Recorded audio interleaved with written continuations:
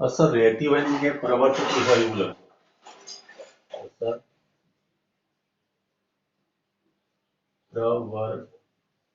પ્રવર્તી પ્રવૃત્તિનો સ્પેલિંગ શું થશે? પ્રવૃત્તિ હોય. બરાબર, પ્રવૃત્તિ હોય તેવા વિસ્તારને સ્પેલિંગ બરોબર કેમ નથી આવતું મારામાં? તેની અસર હોય જ્યાં તેની અસર હોય એવું લખશો તો ચાલશે. જ્યાં તેની અસર હોય તેવા વિસ્તારને વિદ્યુતભાર અથવા તો વિદ્યુતભાર તંત્રનું વિદ્યુત ક્ષેત્ર કહે છે. દાખલા તરીકે આ વિદ્યુતભાર છે તેની અસર આટલા વિસ્તારમાં પ્રવર્તે છે તો આ એનું ક્ષેત્ર કહેવાય.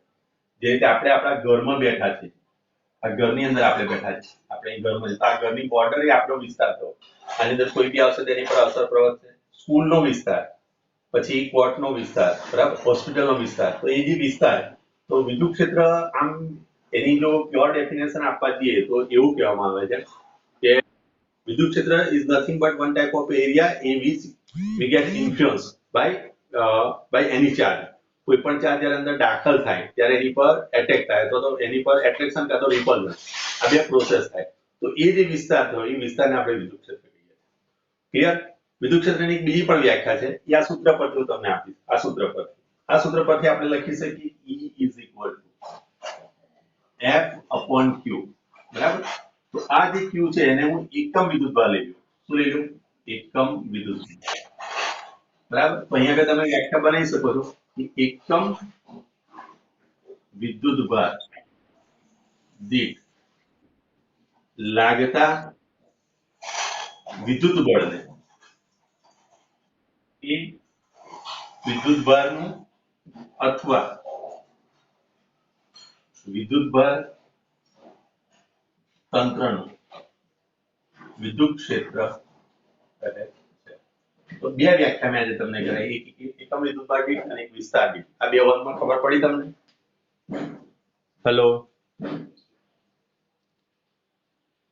10 એટલે 9 જણા આયા. કોણ આવ્યું? નિધિ, હર્ષ આવ્યો છે. ચલો, વેરી ગુડ. હર્ષ, અવાજ આવે છે મારો? હર્ષ, ઓકે. ચલો, બહુ દિવસ, વેલકમ ટુ સિંગમ યાર. બરાબર, બહુ દિવસે તું કેમ નેટવર્ક નથી આવતું તારે? હે? હા હા, કઈ નહીં. પેલા વિડીયો જોવે છે મારા તું? ઓકે, વિડીયો જોજે અને એના પછી પ્રશ્નો ને બધું બનાવજે, લખજે, લેસન કરજે. કારણ કે આ તો બહુ લાંબી નહીં ચાલવાની છે. લગભગ 2-3 મહિના તો નીકળી જશે. 2 મહિના તો ખરું જ. 2 મહિના તો આપણે ઓનલાઈન કરવાનું છે. અને ઓનલાઈન જેવું તમને રાખતો નથી ભાઈ. તમને વારાફરતી દરેકના નામ બોલીને બોલીને હું પૂછું છું ભાઈ તમને સમજ પડી, તમને સમજ પડી, બરાબર? મારા સિલેબસ સાથે મને કોઈ લેવા દેવા નહીં. કારણ કે સુધી સર આપણને કીધું પહેલું તમે રિવિઝન કરાવો 5-10 મિનિટ, પછી તમે આગળ ચલો. સિલેબસ માટે કોઈ આપણે પાછળ સમય મળશે અને મે બી કદાચ જો આવું થયું તો પાછો સિલેબસ કટ થવાનો છે. તો એવું નહીં, મને ટેન્શન નહીં, પણ સવાલ શું તમે સમજી વિચારીને ચાલો. બરાબર? આજે પાછો તારો મિત્ર રિયાઝ નથી આવ્યો, માનવ નથી આવ્યો. ઓકે, ચલો અહીંયા આગળ જોઈ લો. આ ક્યુ વિદ્યુતભાર મેં મૂક્યો, એની આસપાસનો જે વિસ્તાર થયો, અથવા તો સિમ્પલ તમે કહી દો ક્યુ વિદ્યુતભારની આસપાસના વિસ્તારની અંદર જે વિસ્તારની અંદર એની અસર રહેતી હોય અથવા તો એ વિસ્તારની અંદર એની અસર પ્રવર્તી હોય એ વિસ્તારને આપણે શું કહેવાય? વિદ્યુત ક્ષેત્ર કહેવાય. તો વિસ્તારના સંદર્ભમાં થઈ ગઈ. એક આ સંદર્ભમાં મેં લખાયું કે એકમ વિદ્યુતભાર પર લાગતા વિદ્યુત બળને વિદ્યુત ક્ષેત્ર કહેવાય. આનો એકમ પણ મેં લખાયો, યાદ કરો. તમને શરૂઆતમાં આપણે બધી વ્યાખ્યાઓ કરાવી ત્યારે મેં લખાયો, યાદ કર્યો હતો. તો ન્યૂટન પર કુલમ થાય અથવા એક બીજો પણ મેં લખાયો તમને, વોલ્ટ પર મીટર. બરાબર? વોલ્ટ પર મીટર આ પણ છે એનો એકમ. આ કઈ રાશિ છે? તો સદિશ રાશિ છે. ચલો, આનું મારે પારિમાણિક સૂત્ર બનાવવું છે. તો m1 l1 t-2 upon a into t લખાય, a1 t1. therefore લખાશે m1 l1 t-3 a-1. એનું પારિમાણિક સૂત્ર થયું. ક્લિયર? તો તમને એમ પૂછવામાં આવે કે બિંદુવત વિદ્યુતભારને કારણે વિદ્યુત ક્ષેત્રનું સૂત્ર તારો અથવા તો વિદ્યુત ક્ષેત્ર એટલે શું સમજાવો, આટલો પ્રશ્ન પૂછે તો આ તમારો જવાબ થાય. 2 માર્કની અંદર જ્યારે પૂછે તો આટલું તમારે લખવાનું હોય. એક આકૃતિ દોરવાની છે, એક વિદ્યુતભાર અહીં રિયાથી જગ્યાએ એક વિદ્યુતભાર બતાવી દો. સમજ પડે આમાં? હેલો, આ લખાયેલું છે, બધું કરાયેલું છે, પણ છતાં થોડાક પ્રશ્નના સંદર્ભમાં વિદ્યુતભાર વિદ્યુત ક્ષેત્ર એટલે શું તમને પરીક્ષામાં પ્રશ્ન પૂછે કે ભાઈ વિદ્યુત ક્ષેત્ર એટલે શું 2 માર્કની અંદર, તો તમારા જવાબ આ આવશે. બરાબર. ચલો અહીં જો ક્વેશ્ચન તમારો આવે વિદ્યુત ક્ષેત્ર એટલે શું 2 ગુણ માટે તમને પૂછ્યું તો તમે આ પ્રશ્ન લખી શકો અથવા તો બિંદુવત વિદ્યુતભાર માટે વિદ્યુત ક્ષેત્રનું સૂત્ર તારવો. આ પણ સેમ ટુ સેમ જ સવાલ થઈ ગયો. આ પણ 2 ગુણનો સવાલ. અહીં રિયાજ લખવાનું છે, એકમ લખો, પારિમાણિક સૂત્ર લખો, સદિશ રાશિ જણાવો અને વ્યાખ્યાઓ લખી દો, બંને એક આકૃતિ દોરી દો. આટલી વસ્તુ છે. બોલો કોઈ કન્ફ્યુઝન આમાં? એની ડાઉટ? હેલો, કોઈ ડાઉટ આમાં? Very good. ચલો ઓકે ઓકે. ચલો હવે માનવ નથી આવ્યો, ડિમ્પલ નથી આવી અને રિયાઝ નથી આવ્યો. કઈ નહીં. ચલો ઓકે. હવે મેં તમને સ્વાધ્યાયના કેટલા દાખલા કરાયેલા છે યાદ કરો. કેટલા દાખલા કરેલા છે આપણે સ્વાધ્યાયના? એકાદ 2 દાખલો કરાયેલો છે મેં? ફરીના સ્વાધ્યાયનો દાખલો મેં કરાયેલો છે કોઈ? મિતુલ તું આવ્યો તો તાર મેં તને કીધું તું એની વાત નથી કરતો. તમને ક્લાસમાં એકાદ દાખલો મેં કરાયો છે, જોઈ લો. આપણે ઓફલાઈન હતા ત્યારની વાત. એકાદ દાખલો કરાયેલો છે? પહેલો કરાયેલો છે. પહેલો બધાને આવડે છે? ના આવડતો હોય તો કોણ ફરી કરાવો. મિતુલ, હર્ષ, માનવ તો છે નહીં આજે, રિયાઝ પણ નથી, મૈત્રી, નિધિ. ઓકે ચલો કરાય. Okay very good. તો તમે મને ગમશો, આવા વિદ્યાર્થીઓ મને ગમશે જે મને આવું ચોખ્ખું કહેશે. બરાબર. એકદમ આ પેલા ઠોઠ વિદ્યાર્થી જેમ આમ એ ના કરશો, આમ સંકોચ ના કરશો, સંકુચિત માઇન્ડ ના રાખશો. બરાબર. હંમેશા બ્રોડ માઇન્ડ રહો. બરાબર. પૂછી નાખો તરત જ, શરમ રાખવાની નહીં. જે શરમ કરે એ પછી આગળ વધતો નથી. બરાબર. ચલો જો અહીંયા આગળ સ્વાધ્યાયના દાખલા આપણે લઈએ, થોડાક સ્વાધ્યાયના. કે એને અનુરૂપ જે શું જેટલા ટોપિક ચાલશે ને, તો વિદ્યુત ક્ષેત્ર વાળું ટોપિક હશે ને ત્યાં સુધી આપણે ચલાવીશું. ફરી પાછું આપણે પેલા પર જઈશું, એટલે જોડે જોડે સ્વાધ્યાયના દાખલા પણ તૈયાર થાય. ચલો અહીંયા કે તમને Q1 અને Q2 બે વિદ્યુતભાર આપેલા છે. Q1 બરાબર તમને આપેલો છે 2 × 10⁻7 કુલમ. Q2 આપણને આપેલો છે 3 × 10⁻7 કુલમ. બરાબર. અને હવાની અંદર છે, મધ્યમ હવાનું છે, મધ્યમ હવા. અને બીજું આપણને કીધું છે વચ્ચે તમારું અંતર જે આપ્યું છે, તમને આપ્યું છે 30 સેન્ટીમીટર. બરાબર. તો બંને વિદ્યુતભાર પર લાગતું બળ શોધવું છે આપણે. ક્લિયર? ચલો હવે આનો મતલબ એવો થયો કે વિદ્યુતભાર અહીં Q1 છે, અહીં Q2 છે, બંને વચ્ચેનું અંતર r છે.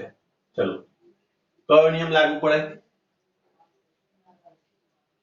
બે વિદ્યુતભારો વચ્ચે બળ શોધવા માટે કયો નિયમ લાગુ પડે? વિદ્યુત બળ માટેનો કુલમનો નિયમ લાગુ પડે.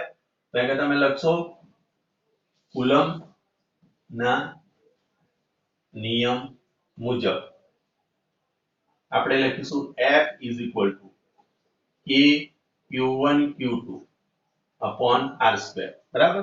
ચલો હવે r અહીંયા આગળ તમને જે આપ્યું છે સેન્ટીમીટરમાં આપ્યો છે, આ બંને કુલમમાં છે, તો સેન્ટીમીટરનું તમારે મીટરમાં ફેરવવું પડે. તો 3/100 એટલે મીટર થાય. ધેટ મીન્સ કે તમારી જોડે આવશે 0.3 મીટર.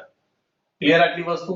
ચલો અધરવાઇઝ તમે આનું આ જ રાખશો તો બી ચાલશે. આને 30/100 કરી દો. 30 × 10⁻2 મીટર લખી શકાય?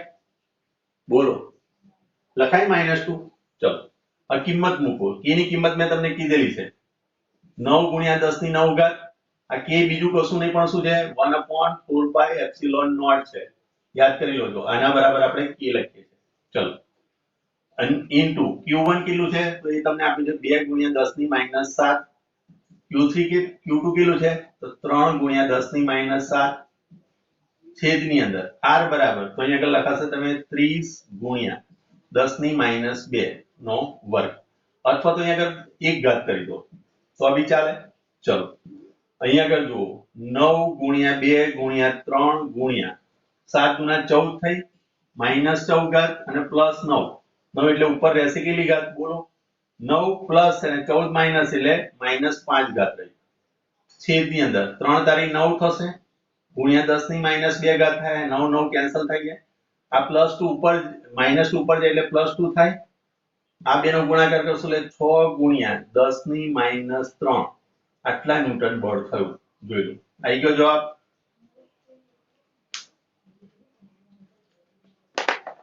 બોલો કોઈ ડાઉટ આમાં હેલો ઓકે હવે આની અંદર વેરિએશન શું કરી શકે દાખલા તરીકે કોઈક વાર તમને બળ આપીને તમને વિદ્યુતભાર પૂછે અથવા તો બળ વિદ્યુતભાર બધું આપેલું હોય અને તમને કે અંતરનો જવાબ આપો તો અંતર લાવવાનું હોય એવી વસ્તુ હોઈ શકે આમ બરાબર એક જ મિનિટ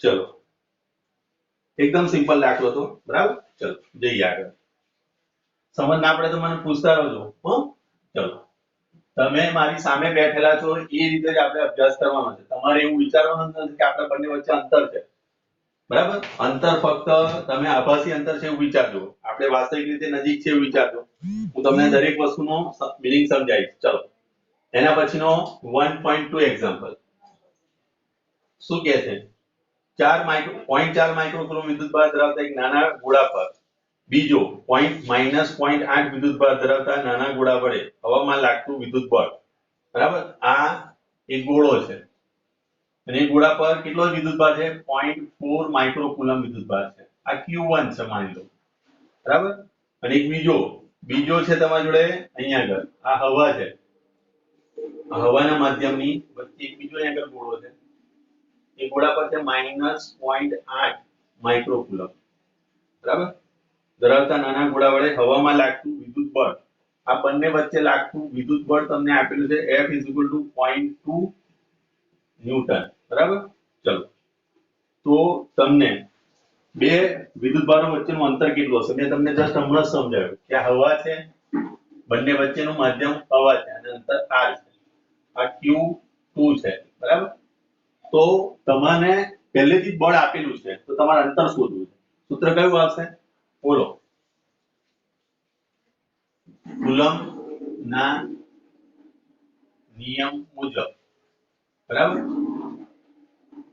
વિદ્યુત બળ હું ફક્ત અહીં મૂલ્ય ધ્યાનમાં લેવું છું કારણ કે અહીંયા આપણને મૂલ્ય આપેલું છે F = K Q1 Q2 upon શું છે r2 છે therefore તમે આના પરથી કરતા બનાવો r2 ને K Q1 Q2 upon F લખાય અને વધારે સિમ્પ્લિસિટી કરવા જો તો r બરાબર તમે આમ પણ લખી શકો છો અંડર રૂટ શું લખાશે K Q1 Q2 upon F લખાય આવું આ શોર્ટકટ બની જાય આવું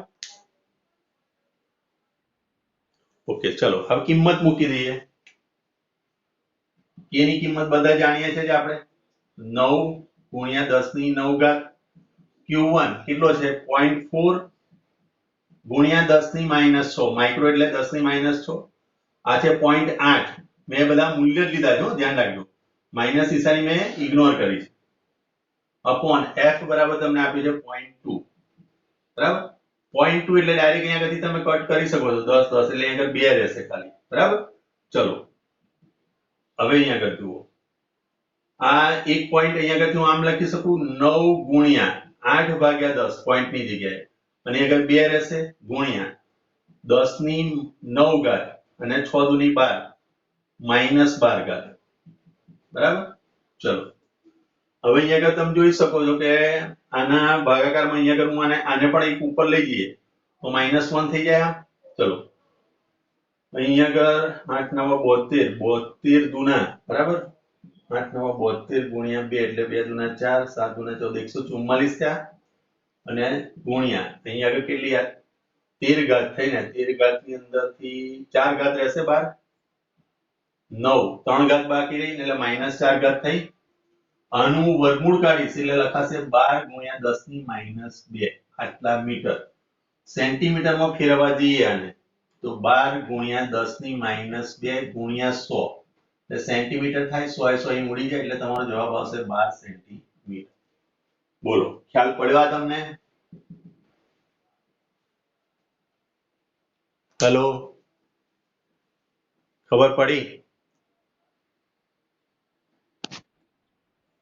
કોઈ કન્ફ્યુઝન આમાં? એની ડાઉટ? માનસી, પરિણા, નિધિ, મિતુલ, હર્ષ? હર્ષ, ખ્યાલ પડ્યો તને? ઓકે, ચલો. શરમ બિલકુલ રાખશો નહીં, બરાબર? અહીંયા આગળ જો તમે શરમ રાખશો તો પછી શું કરશો? શરમાઈ શું કરશો પછી? હે? ચલો, જઈએ આગળ ને. બોલો. ઓકે, ચલો.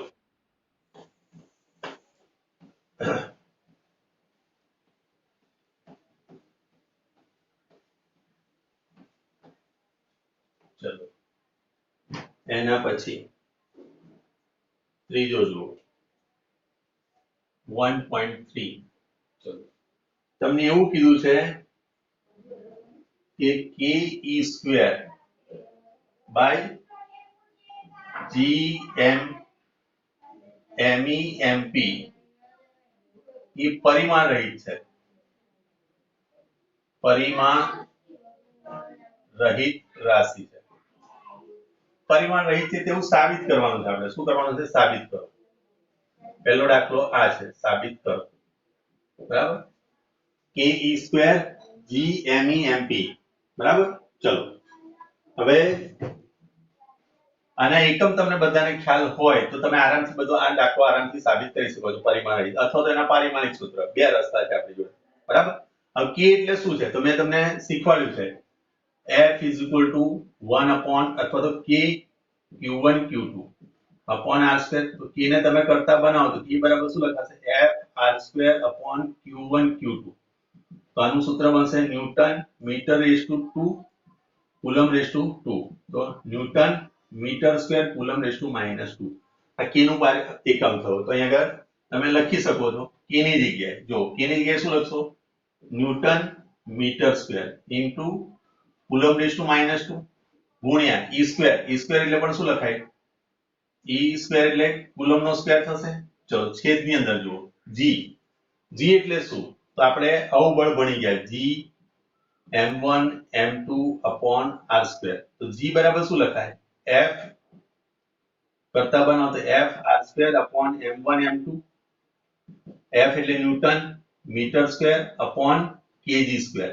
તો આને આમ પણ લખાય ન્યૂટન મીટર સ્ક્વેર kg -2. અહીંયા તમે લખી શકો છો newton metre square kg -2 into આનો એકમ શું છે? તો kg. આનો એકમ શું છે? તો kg. kg માં જ માપીએ છે ને આપણે, તો kg kg સ્ક્વેર અહીં કેન્સલ આઉટ થઈ ગયા. Metre square metre square. તો અહીંયા તમે જોઈ શકો કે આનો જવાબ આવે છે 1. ધેટ મીન્સ કે અહીંયા આગળ પરિમાણ ધરાવતી નથી. આ રીતે તમે એને સાબિત કરી શકો છો. હેલો, આના ગુણોત્તરનું મૂલ્ય શું આવ્યું? 1 આવ્યો. અને અહીં પરિમાણ શું થાય? એકબીજા ઉડી જાય. બધા પરિમાણ ઉડી જાય. એટલે તમે જોઈ શકો કે એકમ રહિત એટલે કે પરિમાણ રહિત રાશિ થઈ. અને તમે લખી શકો કે એકમ રહિત છે. એકમ રહિત. અને એકમ રહિત છે માટે આ ગુણોત્તર કેવો થયો? પરિમાણ રહિત છે તેમ સાબિત થાય છે. બોલો, કોઈ કન્ફ્યુઝન આમાં? કોઈ ડાઉટ? જોઈ લો, પાણી પી લો.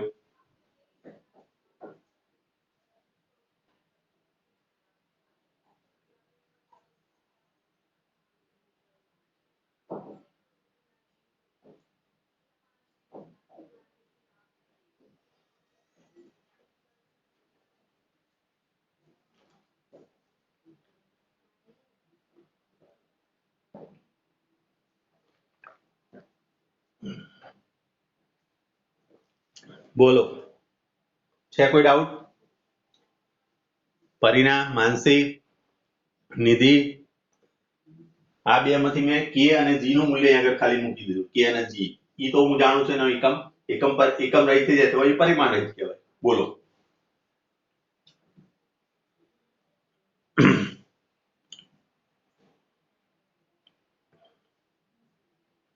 हेलो समझ पड़ी के नहीं तमे बोलता नहीं कशुं ओके तमे लोग हाँ के ना नहीं जणाવો तो મને કેવી રીતે હું ભગવાન થોડો છું બરાબર અને ભગવાન હોવ તો પછી અહીં આવું જ નહીં ને હે મંદિર ના બની જાય આપણું હે ચલો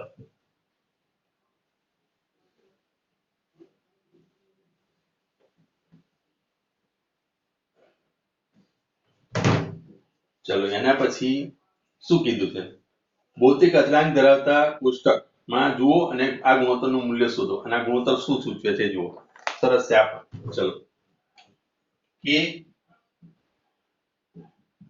square upon G ME MP આનું આપણે મૂલ્ય શોધવું છે કે નું વેલ્યુ તમને ખબર છે 9 × 10⁹ દરેકને ખબર છે ને ઈ નું મૂલ્ય આવે 1.6 × 10⁻⁻19 નો વર્ગ બરાબર અપોન જી 6.67 × 10⁻11 બરાબર ન્યૂટન મીટર પર કેજી સ્ક્વેર એમઈ ઇલેક્ટ્રોનનું દળ છે 9.1 × 10⁻31 બરાબર બીજું બધું યાદ નહીં રાખવાનું બધા મૂલ્યો યાદ રાખી દેવાના બરાબર ચલો પિક્ચર એવું જોવાનું નહીં ટીવી સિરિયલ બધું જોવાનું નહીં એ કશું આપણે કામનું નથી આ બધા મૂલ્ય આપણા કામના છે અહીંયા આવે છે 1.6 × 10⁻27 ચલો કોઈ ડાઉટ આમાં સમજ પડી આમાં જે બધા મૂલ્ય લખાય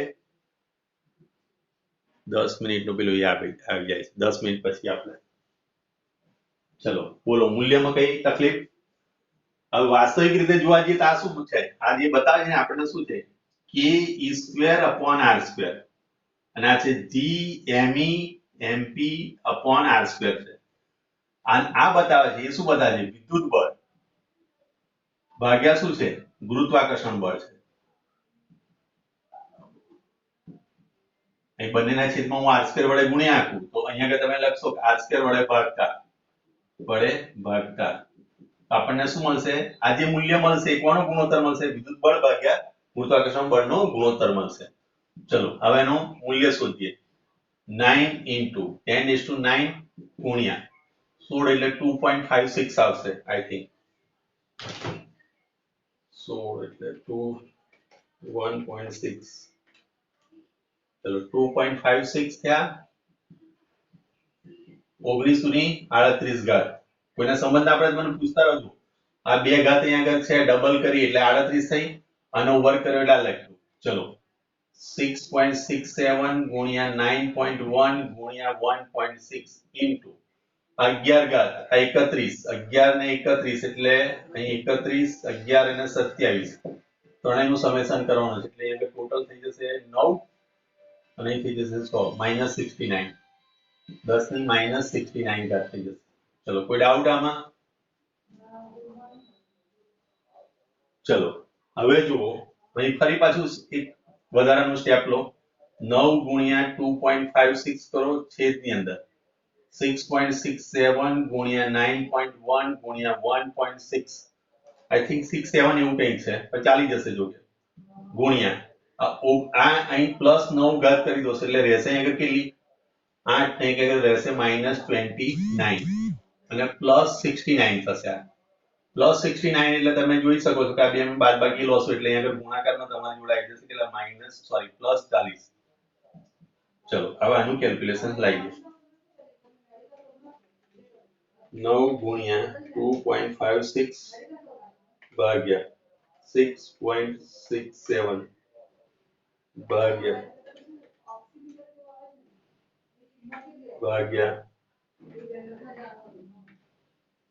આ તમારી જોડે આવશે 0.23 બરાબર 3 અને 7 છે એટલે 37 લઈ લો ચલો હું આને આમ પણ લખી શકું 2.37 × 10⁻39 બરાબર તો અહીંયા આગળ Fe upon Fg થયું તો અહીંયા આગળ તમે જોઈ શકો Fe is equal to 2.37 × 10⁻39 Fg આનો મતલબ શું થયો કે ગુરુત્વાકર્ષણ બળ કરતા આગળનું મૂલ્ય ભૂલી જાઓ 10 ની 39 ઘાત જેટલું વિદ્યુત બળ વધારે છે સમજ પડી હેલો ખ્યાલ આવ્યો આનો મીનિંગ શું થશે? આ શું દર્શાવે છે? જે દર્શાવે છે કે આપેલા અંતરે વિદ્યુત બળ એ ગુરુત્વાકર્ષણ બળ કરતા 10⁻39 વધુ છે. આ અર્થમાં ગુરુત્વાકર્ષણ બળને વિદ્યુત બળની સાપેક્ષે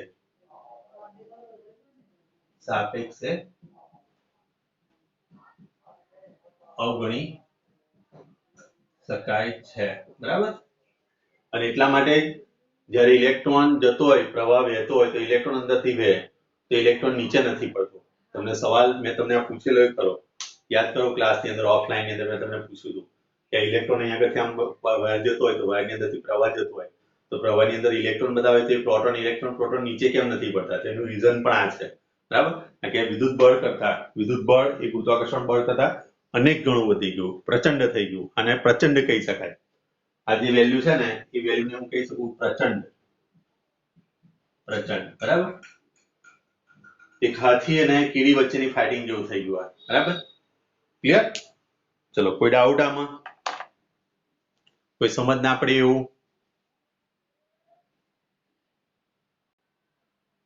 ચલો, ફરી પાછું કોણ આઉટ થયું? એક રિયાઝ, તું આવી ગયો? રિયાઝ, હેલો.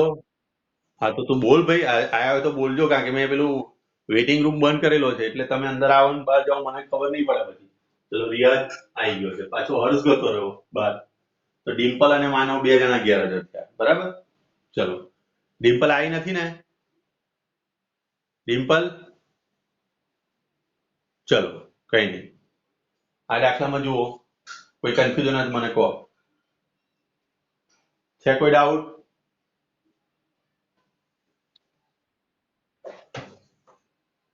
ઓકે, ચલો આગળ જઈએ. હવે ત્રીજો દાખલો થયો. આ બીજો દાખલો. બરાબર? બીજો કે ત્રીજો થયો? હા, ત્રીજો થયો.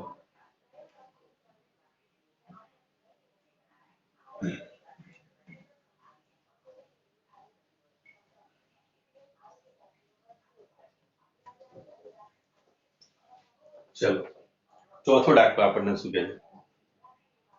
પદાર્થનો વિદ્યુતભારનું ક્વાન્ટમિક થયેલો છે એ કથનનો અર્થ સમજાવો. પદાર્થનો વિદ્યુતભાર ક્વાન્ટમીકરણ થયેલું છે એનું. ક્વાન્ટાઇઝ એનો મતલબ થાય ક્વાન્ટાઇઝ.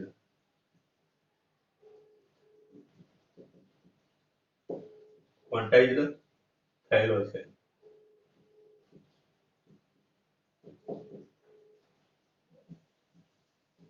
તેનો અર્થ સમજાવો. બરાબર? ચલો, તો સવાલ હું તમને જ પૂછું છું પહેલો, ક્વાન્ટમીકરણ એટલે શું? કોણ કહેશે? પરિણામ, માનસી, માનવ તો નથી, રિયાઝ. તમને બધાને ક્વાન્ટમીકરણની મેં વ્યાખ્યા લખાઈ છે, મોડે કરાઈ છે, ટેસ્ટ આપણે લીધેલા છે, યાદ કરો. હેલો, ક્વાન્ટમીકરણ કોને કહીશું? કોણ કહેશે? કે વારાફરતી હું પૂછું પછી બધાને? ચલો, મૈત્રી, નિધિ, બોલો તો ક્વાન્ટમીકરણ જોઈને બોલો, વાંધો નહીં. ચલો, ચોપડી જોઈને બોલો, મને સમજાવો તમે ક્વાન્ટમીકરણનો. ક્વાન્ટમીકરણના મેં એક્ઝામ્પલ પણ ઘણા બધા આપેલા છે, તમે મને કહો. હવે ચલો, ક્વાન્ટમીકરણ કોને કહેવાય? કુદરતમાંથી મળી આવતા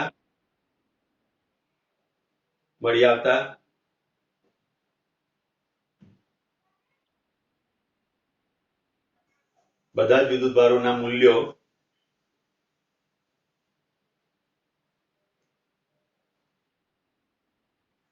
વેરી ગુડ. ચલો તો અહીંયા તમે લખી શકો કે ભાઈ ક્વાન્ટામીટરનો મતલબ શું થયો કે કુદરતમાંથી મળી આવતા